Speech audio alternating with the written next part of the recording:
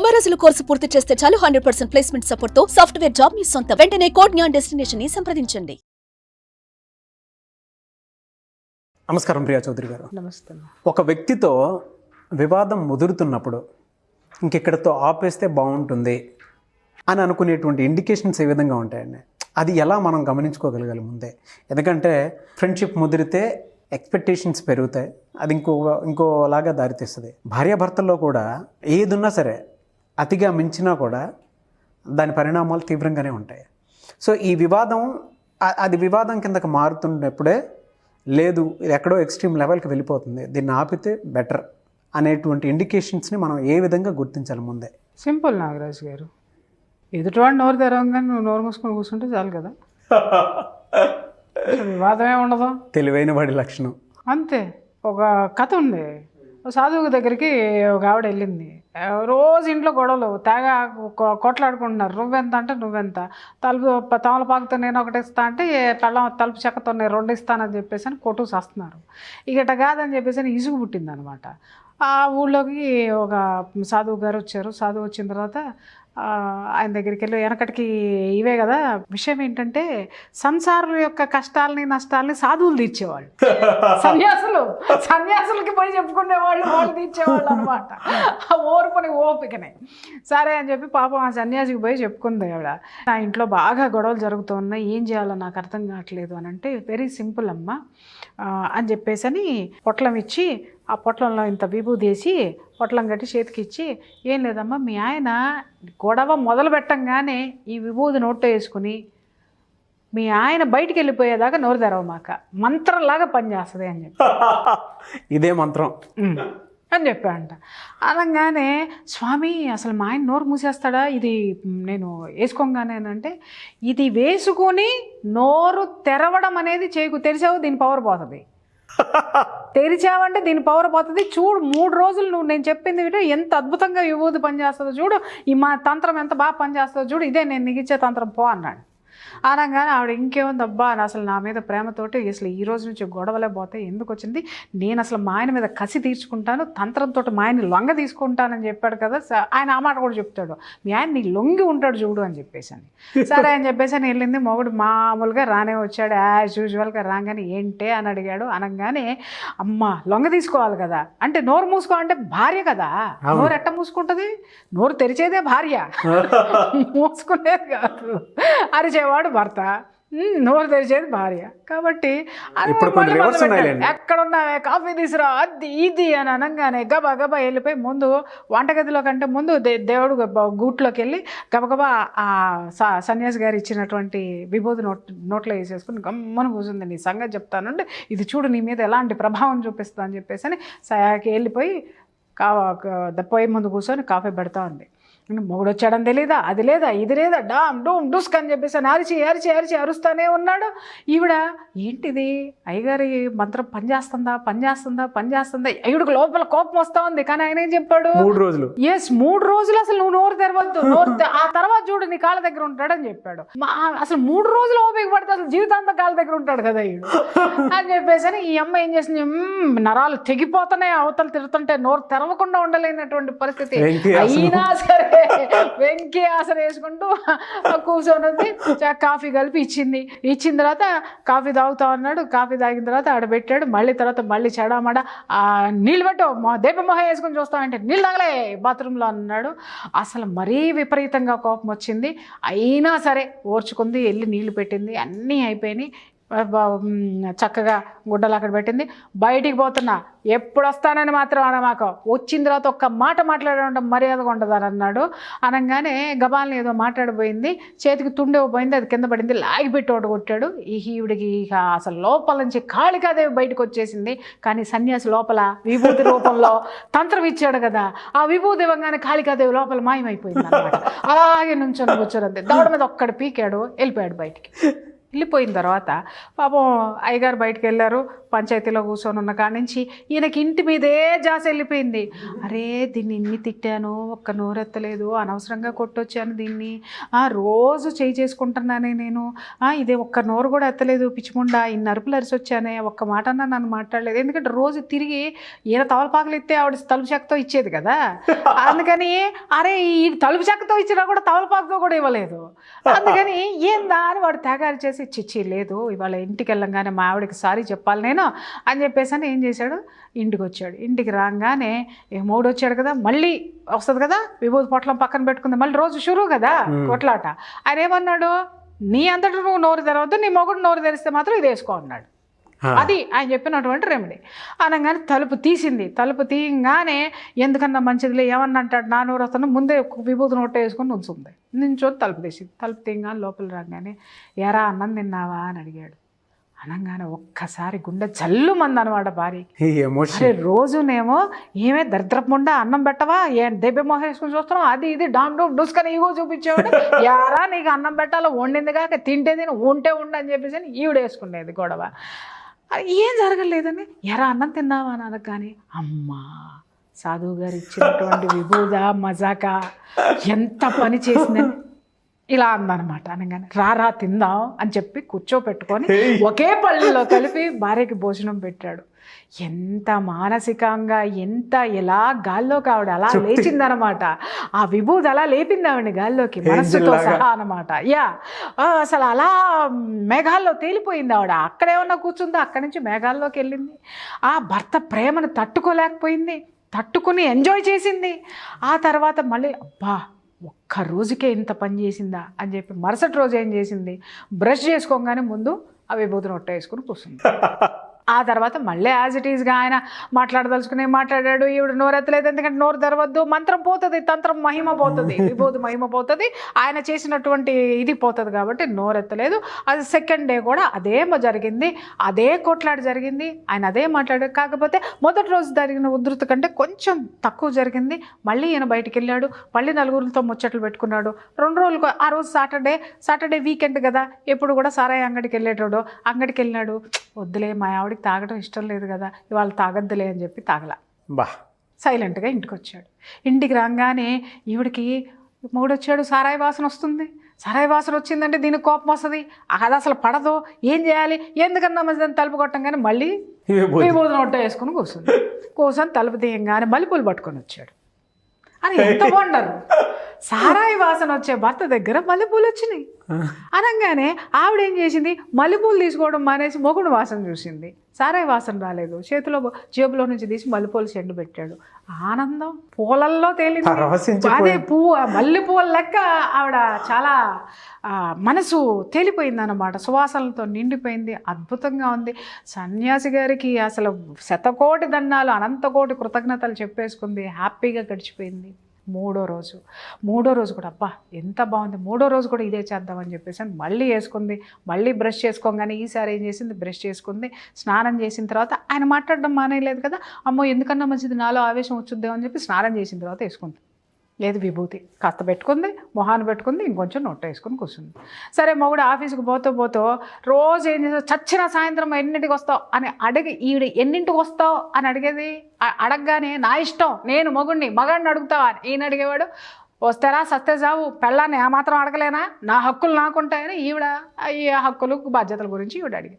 అలాంటిది ఆవిడ అలా ద్వారం దగ్గర రాగా నేను సాయంత్రం త్వరగా వస్తాని అని చెప్పాడు అనమాట. మూడో రోజు ఎంత ఇది తవీజ్ మహిమ, విభూతి మహిమ, ఆవిడ వండర్స్ అనమాట. ఎంత వండర్ఫుల్గా ఉంది అసలు ఇది. ఏంటి నా భర్తలో ఇంత మార్పు, సన్యాసి గారు ఆయన ఎంత తపస్వి, ఆ తపస్సంతా నాకు దారబోసి విభూతిలో పోసి ఇచ్చినాడు, ఏందిరా బాబోయ్ అనేసి ఆ రోజు మళ్ళీ ఆయన చెప్పాడు, అమ్మ నేను మళ్ళీ 3 రోజుల తర్వాత మళ్ళీ పక్క ఊరికి వెళ్ళి వస్తాను, వచ్చినప్పుడు మళ్ళీ కలువు స్వామి. ఈ లోపుకు ముందే అడిగింది అనమాట, స్వామి 3 రోజుల తర్వాత మా ఆయన మారతాడా అని అంటే, 3 రోజుల తర్వాత నేను మళ్ళీ వస్తానమ్మా, మళ్ళీ వచ్చినప్పుడు కలిసి నాకేం జరిగిందనేది చెప్పు అని చెప్తాడు. ఆ రోజు మరి ఆయన వస్తాడు. సాయంత్రం గబగబా స్నానం చేసింది, అయ్యవారికి కాసిన 4 పళ్ళు తీసుకొని వెళ్ళింది, ఇచ్చింది.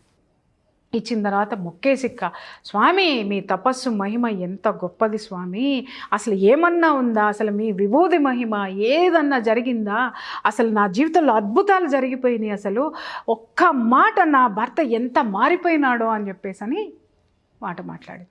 అనగానే మళ్ళీ ఏం చేశాడు, ఇంకొక పొట్లం తీసి ఒక గుప్పెడు తీసి ఇచ్చి, అమ్మ ఈసారి 40 రోజులు చెయ్యి, ఇక జీవితాంతం నీ భర్త అలాగే పడు.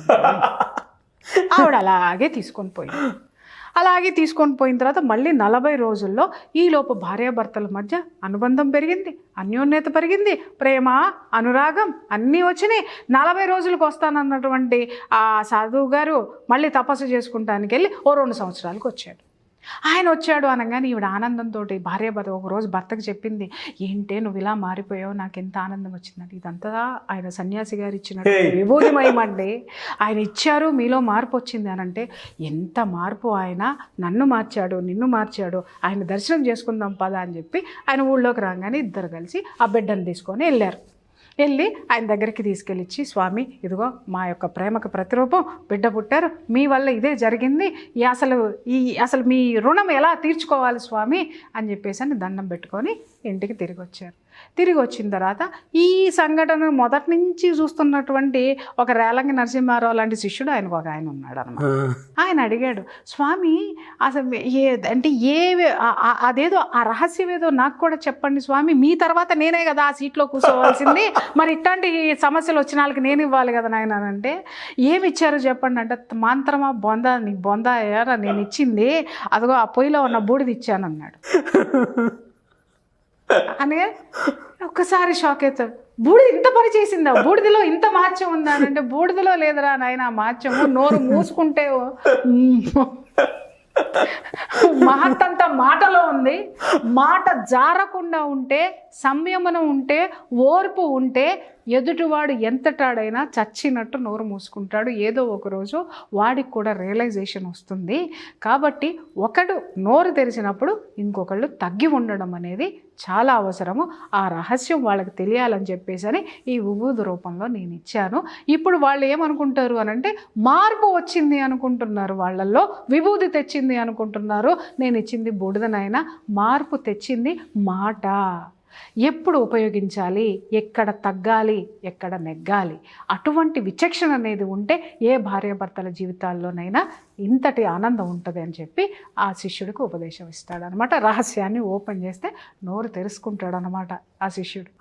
ఈ రహస్యాన్ని మీరు పెట్టుకోండి. కాబట్టి ఎప్పుడైనా సరే నాగరాజు గారు, ఎదుటి మనిషి ఎప్పుడు తగ్గాలి అని అంటే మనకు తెలుస్తుంది, మనం మూర్ఖపు వాదన చేస్తున్నామని తెలుస్తుంది, ఎదుటివాడు మూర్ఖంగా వాదిస్తున్నాడని తెలిసినప్పుడు ఆగిపో.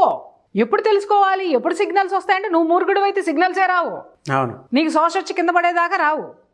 నీకు విచక్షణ ఉంటే వాడు మూర్ఖత్వంతో వాదిస్తున్నాడా లేకపోతే విచక్షణ లేకుండా వాదిస్తున్నాడా అనేటటువంటిది వాడు మాట్లాడడం మొదలుపెట్టిన 2వ నిమిషాన్ని నీకు అర్థమైపోతుంది. నోరు మూసుకొని కూర్చో. వాడు 10 సార్లు మాట్లాడతాడు, 10 మాటలు మాట్లాడతాడు, నోరు మూసుకొని కూర్చుంటాడు. నువ్వు కూడా ఆర్గ్యూ చేసావంటే నీకు వాడికి తేడా ఉండదు, అది ఎప్పటికీ తగదు. కాబట్టి ఎదుటాడు మాట్లాడేటప్పుడు బెస్ట్ మెడిసిన్ లవ్ ఈజ్ మహిమ, ప్రియా మహిమ. మాట చాలా జాగ్రత్తగా ఉండాలి, చాలా జాగ్రత్తగా వాడాలి. అదుపు మాట పొదుపు. అది ఎవరైతే పాటిస్తారో, నిజంగా చెప్తున్నాను నాగరాజు గారు, వాళ్ళ జీవితం వండర్ఫుల్గా ఉంటుంది. ఎస్, బట్ ఎంటర్టైనింగ్గా ఉండింది. Thank you so much Priya Chaudhary గారు. Thank you. చాలామంది ఆన్లైన్ ఆఫ్లైన్ క్లాసెస్ అడుగుతూ ఉన్నారు. ఇవాళ మెడిటేషన్ క్లాసెస్కి సంబంధించి చాలామంది ఎక్కువగా, ఇక్కడే కాదు ఫారెన్ నుంచి కూడా కొంతమంది యాడ్ అయ్యి సో క్లాసెస్కి అటెండ్ అవుతూ ఉన్నారు, మెడిటేషన్ క్లాసెస్కి. అండ్ కొంతమంది ముఖ్యంగా టీనేజ్ పిల్లలు, మీ అవసరం ఉంది అని చెప్పేసి పేరెంట్సే పిల్లల్ని కౌన్సిలింగ్కి మీ దగ్గర తీసుకొస్తున్నారు. ఈ మధ్య కాలంలో అయితే మాత్రం ఐ ఫీల్ వెరీ ప్రౌడ్ అండి. ఆడపిల్లల్ని మేడం మీరైతే కరెక్ట్గా చెప్తారు, మేడం మీ దగ్గరికి తీసుకొచ్చాము అని అన్న తర్వాత నా దగ్గరికి తీసుకొచ్చిన ఏ ఆడపిల్ల కూడా సాధ్యమైనంత వరకు నేను ఎలా గైడ్ చేయాలో కరెక్ట్ వేలో గైడ్ చేసి నేను పంపించడం అనేది జరిగింది. బట్ ప్రతి పేరెంట్ కూడా నా దగ్గర నుంచి చాలా మానసిక సంతృప్తితోటే బయటికి వెళ్ళడం అనేది జరిగిందండి. ఇది మాత్రం నేను అంటే మనం మొదలు పెట్టినప్పుడు కూడా మన టార్గెట్ ఎవరో అనుకున్నాం నాగరాజు గారు, యూత్. మన టార్గెట్ యూత్. అది కూడా ఎక్స్పెషల్లీ ఇప్పుడు ఉన్నటువంటి గర్ల్స్ అవును మన టార్గెట్ నాగరాజ్ గారు. ఎందుకంటే ఒక మంచి జనరేషన్ని మనం తయారు చేయాలంటే గర్ల్స్ని తయారు చేయాలి, మనం పర్ఫెక్ట్ వేలో వాళ్ళని తయారు చేయాలి. పర్ఫెక్ట్ వే అంటే ఇక్కడ ఏదో ఇలా ఉండండి, ఇలాగే చెయ్యండి, ఈ రూల్స్ పాటించండి, ఈ నియమాలు పాటించండి కాదు. ఆత్మధైర్యము, ఆత్మవిశ్వాసము, తనకంటూ ఒక గోల్, ఆ గోల్లో వచ్చేటటువంటి, ఆ గోల్ని రీచ్ అయ్యేటప్పుడు వచ్చేటటువంటి ఇబ్బందులు, వాటిని ఎలా ఓవర్కమ్ అవ్వాలి, ఆ ఓవర్కమ్ అవ్వడానికి తనకి ఏ విధమైనటువంటి అస్త్రశస్త్రాలు అవసరం అవుతాయి, ఎంత ఆత్మవిశ్వాసం అవసరం అవుతుంది, తన శక్తియుక్తులు ఏ విధంగా ఉపయోగించుకోవాలనేటటువంటి విషయాలన్నీ కూడా మనం 3 సంవత్సరాల కిందట మనం చర్చించుకున్నాం. అవును సో రేపు దసరా వచ్చింది అని అంటే ఎగ్జాక్ట్ 3 years మనం స్టార్ట్ చేసి. ఎగ్జాక్ట్లీ గ్రేట్ జర్నీ కదా. స్టార్ట్ చేసినప్పుడు బాగుండింది. ఎగ్జాక్ట్లీ. సో అప్పుడు ఏదైతే అనుకున్నామో ఈరోజు పేరెంట్స్ నాకు అంత బాధ్యతగా వాళ్ళని తీసుకొని వస్తుంటే ఐ ఫీల్ వెరీ ప్రౌడ్.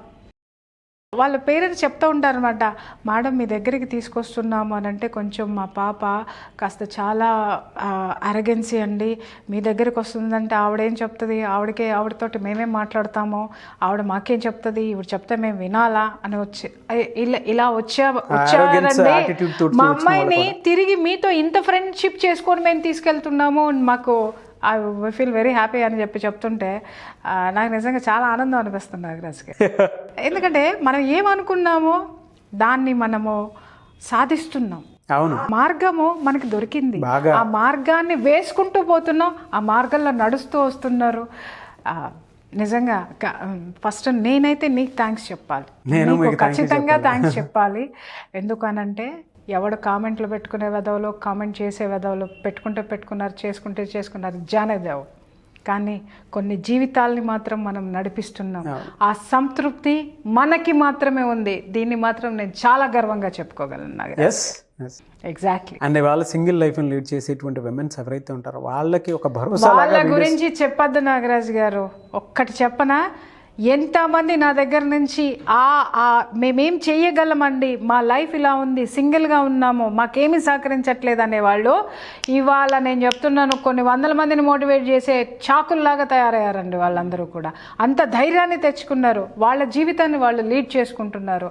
నేను ఈరోజు ఎంతోమంది ఆత్మబంధువులు నాకు, నేను చెప్పలేను, వాళ్ళందరూ అంటారు, మేడం మీకు ఎప్పుడు అవసరమైతే ఒక్క ఫోన్ కాల్ కొట్టండి, మేము వచ్చేస్తాం, మేడం మీకేం కావాలో చెప్పండి. మీరు నమ్మరండి, ప్రతి ఒక్కళ్ళు ఒక్కొక్క మదర్ లాగా చూస్తే నాకు మదర్లు వాళ్ళు. ఈరోజు ఏ చిన్నది వచ్చినా కూడా అంత బాగా స్పందిస్తున్నారు. స్పందించడానికి కారణం ఏంటంటే వాళ్ళకి కావాల్సినటువంటి ఎనర్జీని ఇక్కడి నుంచి తీసుకొని వెళ్ళారు.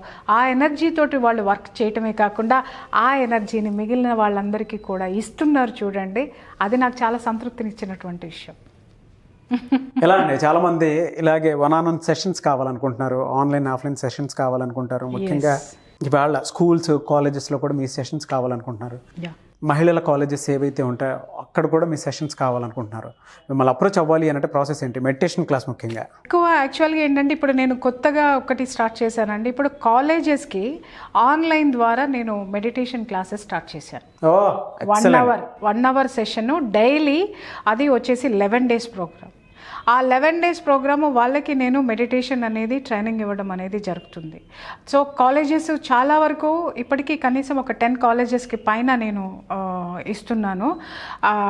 ఎంత హ్యాపీ అంటే సాధన నేను 11 days నేను ఇచ్చిన తర్వాత నేను వాళ్ళని తర్వాత మళ్ళీ వాళ్ళు అసలు వీళ్ళు ఎంతవరకు సాధన చేస్తున్నారు, 11 రోజులు కేవలం ఆన్లైన్లో నేను చెప్పింది విన్నారేమో అని అనుకున్నాను. కానీ నేను తర్వాత మళ్ళీ కొంచెం గ్యాప్ ఇచ్చి విజిట్ చేయడానికి వెళ్ళినప్పుడు ఒక్కొక్కళ్ళు ఆడపిల్లలు కానీ మగపిల్లలు కానీ స్టూడెంట్స్ చెప్తున్నారండి, మెడిటేషన్కి ముందు మా ఆలోచనలు మా యొక్క యాటిట్యూడ్ ఇలా ఉండేది మేడం, మెడిటేషన్ తర్వాత మాకు ఒక గోల్ ఏర్పడింది, మేము దాన్ని ఎలా రీచ్ అవ్వాలో మాకు అర్థమవుతుంది.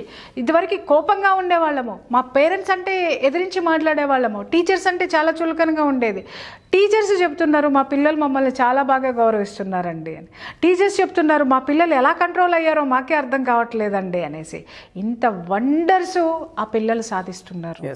సో దానికి నేను మాత్రం చాలా హ్యాపీ ఫీల్ అవుతున్నాను నాగరాజ్ గారు. థ్యాంక్ యూ అండి. అప్రోచ్ అవ్వాలి అంటే డెఫినెట్గా స్క్రీన్ మీద ఉన్నటువంటి నెంబర్కి కాల్ చేయండి. ఇన్స్టాగ్రామ్ ఉంది, మీ ఇన్స్టాగ్రామ్కి మెసేజెస్ పెట్టినా సరే. ఇప్పుడు కొత్తగా నేను ఏమి ఆలోచిస్తున్నాను అని అంటే నేను కూడా ఇన్స్టాగ్రామ్ ఓపెన్ చేద్దామని అనుకుంటున్నాను. ఎందుకంటే మీకు బాక్స్ నిండిపోతూ ఉంది. సో ఇంకా ప్రత్యామ్నాయాలు వెతుక్కుంటూ ఉన్నారు. సో ఇంకా మనము జనాలకి ఇంకా ఎంతవరకు మెసేజెస్ ఇవ్వాలో, ఏ మార్గాలు ఉన్నాయో వాటి ద్వారా కూడా ముందుకెళ్ళేటటువంటి ప్రయత్నం చేద్దాం. డెఫినెట్గా. Thank you so much Priya Chaudhary గారు. Thank you.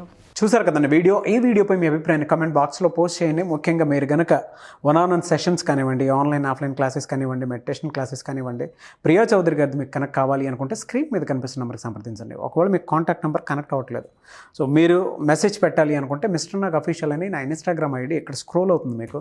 దానికి మీరు మెసేజ్ పెట్టినా కూడా ఖచ్చితంగా నేను అప్డేట్ ఇస్తాను. ప్రోగ్రామ్కి సంబంధించింది కావచ్చు, మీకు కావాల్సినటువంటి క్వశ్చనర్ ఏదైతే ఉందో దానికి సొల్యూషన్గా వీడియో రూపంలో చేయడం కావచ్చు, ఏదైనా సరే చేస్తాను. సో ఆ విధంగా ఫాలో అవ్వండి ఖచ్చితంగా. అండ్ వీడియోని లైక్ చేయండి, షేర్ మాత్రం తప్పకుండా చేయండి. ఇలాంటి మరిన్ని వీడియోస్ కోసం మా ఛానల్ ఫాలో అవ్వండి. Thank you.